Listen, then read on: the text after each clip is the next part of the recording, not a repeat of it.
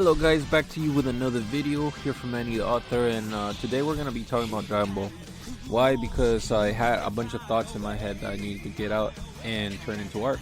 So I have a script, so I'm gonna get to reading it, and probably the backbone that makes up the greater shonen DNA strand would be Dragon Ball. It's a pioneer for the genre that started off as a comedy and moved on to a power fantasy, depicting its characters as demigods, whatnot, having them fly freely through the sky, shooting beams equal to nukes, and protecting Earth from space tyrants, future cyborgs, and ancient demonic evils, all throughout the art of fighting really good. Dragon Ball is the grandfather to most of the shonen catalog, via Naruto or Bleach or One Piece. Dragon Ball was the original, but in this video I believe I made a discovery that may or may not be as widely documented as I feel, so I'm just hoping I made a discovery over here. And the other day, because I couldn't afford Sparkling Zero, I was playing through Dragon Ball Kakarot, as you do when you don't have money for Sparkling Zero, and then everything started to click into place, as you will. So I need to ask this question, right? Is Dragon Ball's very story actually just based on the elements of classic RPG games? So the reason I ask is because while playing I couldn't help but revalue how I viewed the series, as one must do when he's trying to pull as much entertaining value for a product that's not as relevant anymore. So by every boss and every level I gained, I couldn't keep the similarities away. It was as if I was watching the show, but instead I was playing it. And I know that sounds kind of dumb, considering that that's what a good RPG is supposed to do. But this was a whole level aside from good retelling. Story elements such as power level creeps and power level in general could be directly tied to RPG mechanics, and this is probably the best way that I can illustrate my point, is in how when you over level in the game, you end up crashing the enemy in such an overwhelming way that it's kind of funny, because even if you were a fan of the show, you couldn't really argue that it's not accurate that you would be able to dominate by such an extent. Because even though it may seem kind of weird, if Goku did have Super Saiyan 2 or even Super Saiyan 1 at any point of the early series, he would pretty much just wipe out the whole cast. So I personally believe that Dragon Ball Z was originally conceptualized consciously or maybe subconsciously as an RPG, and then later that was adopted into manga form. And basing off that explanation, we see this as we the fans have a pretty good idea of how Dragon Ball power levels work, or at least you should know if you're a true Dragon Ball fan. But to get there, first I need to explain a couple things, and that includes some background. So keep this in the back of your head. While yes, Dragon Ball was originally more of a comedic take on Journey to the West, author Akira Toriyama would later shift the tone of the series to be more centered around limitless action. And so this was roughly 4 years after its publication. Funny enough, this is a coincidence that I need you guys to remember. 2 years after the release of Dragon Quest was when Dragon Ball came out. So you had Dragon Ball at, I believe, 1984, and then you had Dragon Quest released 2 years later at 1986. So if you don't know, because we're over here in the West, one of the first RPG games and one closely tied to popular Japanese culture is Dragon Quest.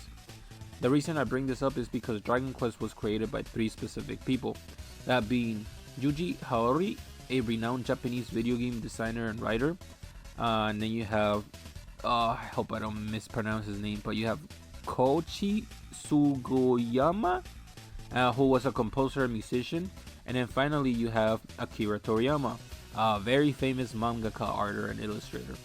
A pretty well known fact that Toriyama was the main artist behind Dragon Quest. Most people refer to Hero from Smash Bros. As Android 17 by this point. But the reason I bring this up is to give perspective. Now, Toriyama was literally designing concepts for a form of media that was still very early in its life, that being video games, specifically video game RPGs.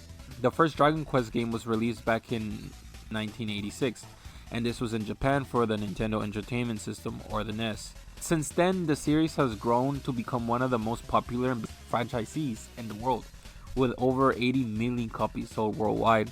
And now, while we wouldn't see the influence this would have on the Dragon Ball series at first, it would be after Dragon Ball Z when Toriyama shifted to a more battle heavy and serious story that we see these RPG elements kind of come into the series. So this started taking place around 1988. And while Dragon Ball had released in 1984, Dragon Quest had already been released in 1986. Dragon Ball now in the 1988s, 2 years after it had started to implement the RPG backbone in order to how around 1988, 2 years after the debut of Dragon Quest, Dragon Ball started moving away from its comic roots marked by more action fighting, if you will. I want to argue that after Dragon Ball, starting at C, that Toriyama had began to implement a lot of the RPG elements and maybe very closely tied to the time that he had working in Dragon Quest. And then he started to implement these elements of a typical RPG game into his core story structure, which is where Dragon Ball Z begins. And this is where the series begins to be more centered around fighting power level, as they parallel leveling up in video games. But if you don't want to believe me, then play Dragon Ball Kakarot and don't tell me it doesn't feel like Dragon Ball, because it does. And why is that? Because it's taking the story and rebuilding it back into a video game RPG format, a format that may have actually inspired its creation in the first place. So they almost accidentally recreated the sort of vision that Toriyama, I speculate, most likely had as he was visualizing it in his head, while combining what he took away from his time working in Dragon Quest and applying it into his own work. A story about a young monkey boy on a quest looking for Dragon Balls. You could say a Dragon Quest of sorts. So what he did was take the elements of Dragon Ball, such as the characters and the world, and reframe them, creating the second half of Dragon Ball. And that's the half that we all know. All the bugs and the broken level progression and the broken ass transformation multipliers. And this is basically stemming from its roots in video games.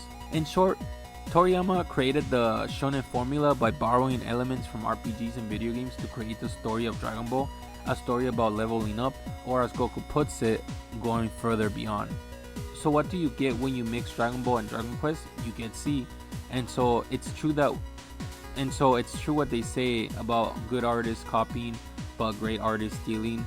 And Toriyama was definitely a great artist, and it's a show of his ingenuity and his ability to take from what he needs to and inspirations. But at the end of the day, that's just a theory, a Manny theory. Thanks for watching. No, but seriously, guys, I do know that Dragon Ball is hot right now with the release of Dragon Ball Sparking Zero, and I guess I wanted to take a little approach to the IP. I've been watching Dragon Ball since I was a kid, and now as a young man, I see so much of its DNA in the new shonen after it came out. And I think it's incredible how, taking two random things, he sort of set his chain reaction to create a form of art that would give rise to so many other stories to follow. You don't have things like Naruto, you don't have things like Bleach, you don't have things like One Piece, and you definitely don't have things like Sparkling Zero. While he is missed, it's clear that after his death, his creation is gonna certainly live on, and I personally think that's pretty great. But hey, that's just my thoughts, and that's the video, and I hope that the quality goes up, and I hope that the performance is going up, and yeah, we'll just keep grinding, keep on that YouTube grind. Thanks for watching.